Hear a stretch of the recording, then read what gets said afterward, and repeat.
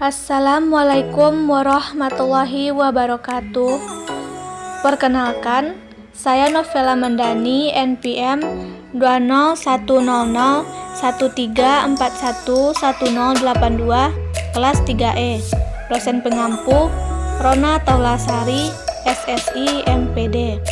Pembelajaran Bahasa Indonesia, kelas 3, tema 4, subtema 1.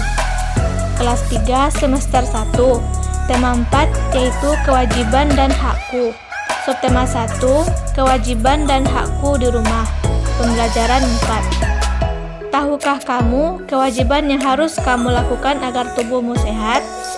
Apa yang sudah kamu ketahui tentang hak mendapatkan makan? Pengertian hak dan kewajiban.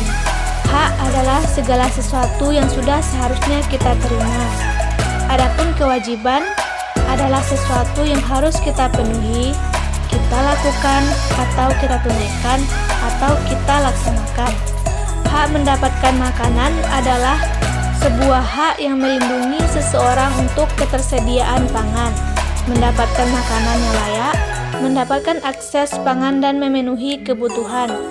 Marilah kita lihat permasalahan berikut dan berikan saran yang sebaiknya dilakukan. Yang pertama, ibuku selalu menyediakan makanan yang sehat dan bersih. Aku lebih suka jajan. Apa yang sebaiknya aku lakukan? Saran sebaiknya yang dilakukan yaitu sebaiknya kamu mengonsumsi makanan sehat dan bersih yang telah disediakan oleh ibumu. Karena makanan tersebut akan lebih menyehatkan daripada jajan di luar. Yang kedua, setiap hari ibuku menyiapkan sarapan pagi. Aku sering terburu-buru dan tidak sempat sarapan. Apa yang sebaiknya aku lakukan? Saran sebaiknya dilakukan yaitu sebaiknya kamu bangun lebih pagi agar tidak terburu-buru dan bisa mendapatkan untuk sarapan pagi yang telah disediakan oleh ibumu. Karena asupan sarapan sangat dibutuhkan untuk mendukung melakukan kegiatan sekolah. Yang ketiga, ibu menyampaikan bahwa tanganku harus bersih ketika menyentuh makanan. Aku merasa itu tidak penting. Apa sebaiknya aku lakukan? Sebaiknya sebelum menyentuh makanan, tangan harus dalam keadaan bersih. Karena tangan yang kotor akan membawa bibit penyakit masuk ke dalam tubuh. Kita masuk ke dalam hak dan kewajiban anak di rumah. Yang pertama, hak anak di rumah. Yang pertama, mendapatkan makan dan minum. Makan dan minum adalah hak yang harus kita dapatkan saat berada di dalam rumah. Jadi, kalau ibu atau ayahmu menyuruhmu makan, turuti saja ya, teman-teman. Yang kedua, mendapatkan perlindungan dan keamanan. Hak lain yang harus kita terima ketika di rumah adalah mendapatkan perlindungan dan keamanan. Yang ketiga, mendapatkan bimbingan saat belajar.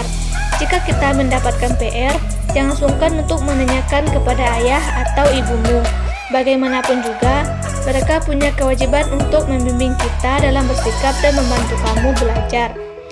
Selanjutnya, mendapatkan kesejahteraan hidup. Kesejahteraan hidup itu bisa berupa pakaian yang kita kenakan dan uang jajan yang diberikan untuk bekal ke sekolah. Selanjutnya, kewajiban anak di rumah. Yang pertama, menjaga kebersihan rumah. Ibu dan ayah sudah memberikan kita makan, minum, dan masih banyak lagi. Lalu, ayah dan ibu biasanya melakukan beberapa tugas rumah. Nah, tugas kita sebagai anak adalah menjaga kebersihan rumah, sehingga tugas rumah yang dilakukan ayah atau ibumu tidak terlalu berat. Yang kedua, patuh terhadap nasihat orang tua. Jika ibu dan ayah memberikan nasihat, maka tak ada salahnya untuk menuruti nasihat tersebut. Yang ketiga, menghormati, menyayangi, dan menghargai anggota keluarga. Salah satu kewajiban kita yang lain adalah menghormati, menyayangi, dan menghargai setiap anggota keluarga yang ada. Yang keempat, mengerjakan PR. Ibu dan ayah sudah membiayai uang sekolah kita. Selain itu, mereka juga memberikan fasilitas pendidikan yang lengkap. Baiklah, contoh selanjutnya. Setelah makan malam, aku membaca buku. Pada pukul pukul 8 malam, aku pergi tidur. Aku memiliki kewajiban untuk beristirahat. Mengapa beristirahat itu penting? Baiklah, manfaat istirahat yaitu istirahat memiliki banyak fungsi krusial dalam tubuh kita. Berikut kita akan membahas satu persatu. 1. Tubuh lebih segar dan stamina terjaga. Ketika kita memiliki tidur yang cukup, terutama saat malam hari, maka tak akan mampu terjaga dan beraktivitas lebih baik sepanjang hari dan mengurangi risiko mengantuk saat melakukan pekerjaan pada siang atau sore hari. Yang kedua, menyebabkan panjang umur. Hal ini belum terlalu diteliti tetapi pernah dilakukan riset pada wanita yang berusia 50-80 tahun bahwa di antara mereka yang meninggal lebih muda adalah mereka yang tidur kurang dari 5 jam per hari. Yang ketiga, menjaga berat badan dan pertumbuhan. Saat kita tertidur, maka enzim grelin dan leptin menyeimbangkan diri sehingga mengontrol rasa lapar dan kenyang. Sedangkan pada saat tertidur, pertumbuhan terjadi lebih cepat terutama pada anak-anak. Yang keempat, meningkatkan daya ingat berdasarkan riset yang dilakukan pada sekelompok orang, bahwa mereka yang memiliki waktu tidur cukup dapat mengingat aktivitas mereka dan apa yang mereka lakukan sepanjang hari.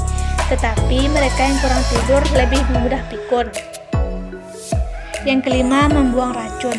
Pada saat tidak tidur, hati bekerja keras untuk menetralisir racun dalam tubuh terhadap racun yang sekiranya masuk bersama dengan makanan atau hal lainnya ke dalam tubuh. Sehingga jika kita tidak tidur dalam porsi waktu yang cukup, maka racun dalam tubuh tidak akan hilang. Yang keenam, pencernaan bekerja secara aktif. Pada saat malam hari, asam lambung akan naik karena digunakan untuk mengosongkan isi lambung dengan menggunakan gaya peristaltik.